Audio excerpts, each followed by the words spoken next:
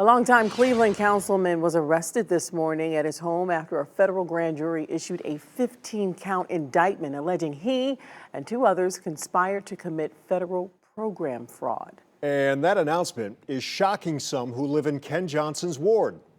It's very upsetting to me and the people in Ward 4 because we've been without leadership for many, many years. Now, this federal investigation into Johnson has been going on now for more than 2 years. Prosecutors say the scheme started back in 2012. Our 5 on Your Side investigator Joe Pakanakis is going in depth tonight on the impact Johnson's arrest could have on the city. Courtney Robb, Ward 4 Councilman Ken Johnson has been at City Hall since 1980. That makes him one of the longest serving council members in the city's history.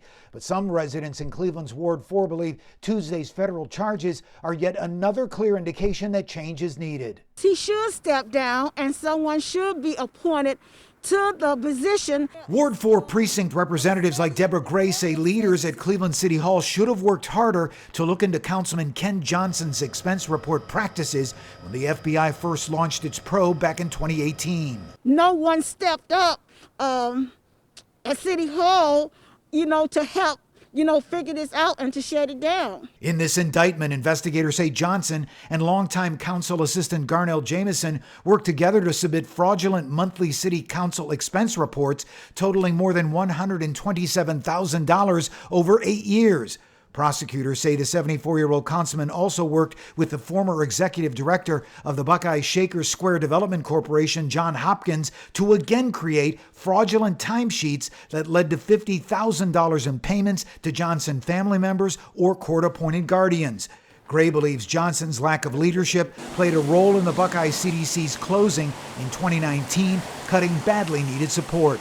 It was a huge loss because as you look at Buckeye Road, nothing has been done in many, many years. Cleveland Councilman Kevin Kelly also called on Johnson to resign his council seat, removing him as chairman of the Municipal Services and Properties Committee, but said council doesn't have the power to remove him from office. We have to make sure that the chairman of each committee and the council in general is acting with the highest ethical standards. Meanwhile, Kelly says if Johnson does not step down and allow an interim council member to serve Ward 4 residents until the November general election, he'll look into other means to make sure residents are properly represented while Johnson's case moves forward.